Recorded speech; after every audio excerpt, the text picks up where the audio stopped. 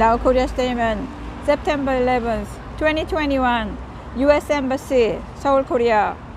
We are the Korean freedom fighters against the crazy Korean pro-China communist regime. It's disabling the solid Republic of Korea to be combined with the crazy communist North Korea.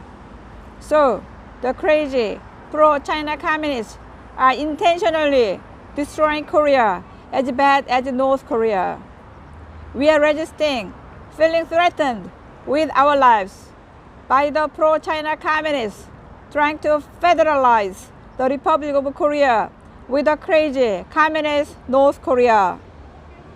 We pray for the thousands of Americans who could not return to the United States yet, and numerous Afghans who tremble under the brutal Taliban rule.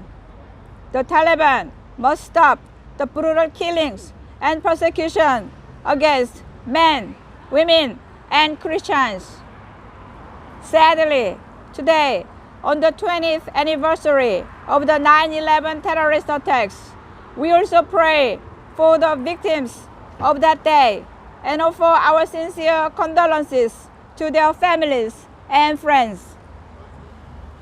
We absolutely oppose the suppression against the majority of good human beings by a few foolish and greedy human beings with violence for enslavement. Above all else, we are deeply concerned about the safety of the Americans who have been left unattended in Afghanistan. Taliban must assist all Americans return home safely.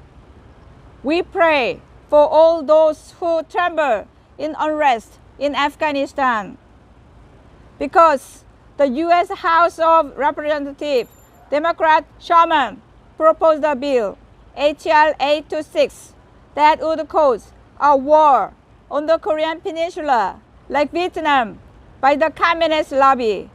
The fate of Korea is as dangerous as a candle in the wind.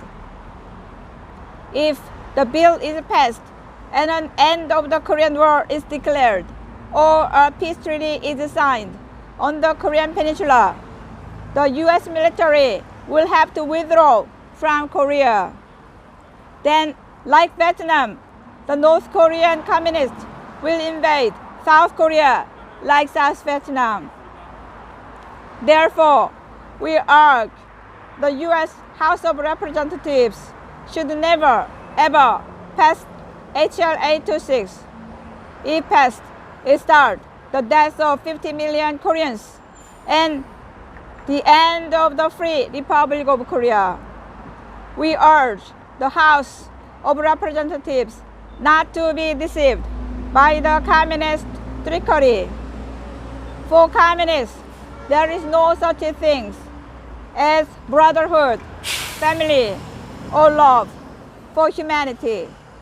But they use these beautiful things only as a bait for communism, like Vietnam in 1975. Korea already fought communists in the 1950s for the whole world, and many Koreans, Americans, and people from 16 UN countries shed blood to protect liberal democracy. However, the cunning communists are not giving up on failed communism around the world.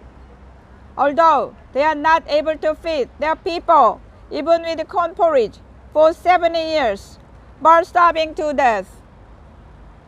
The crazy North Korean communists are more cruel and dangerous than the Taliban. Since 1945, they have done all kinds of tricks to communize the Republic of Korea. We are deeply grateful to America because despite these difficulties, with the help of America, we were able to achieve this economic growth. As we all know, communism inevitably brings oppression and genocide to mankind. The lives of 50 million Koreans depend on whether the U.S. Congress declares the end of the Korean War or a peace treaty. We the people honestly pray God will take care of the U.S. legislators so that they don't declare the end of the Korean War or make peace agreement, but to make the right decisions.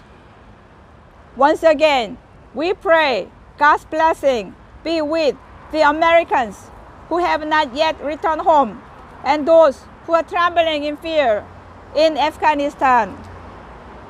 For freedom and peace, we always want and protect America as our most precious ally, despite the heinous obstruction of the crazy pro-China communists in Korea. Thank you very much, America. God bless America and the Americans still left in Afghanistan.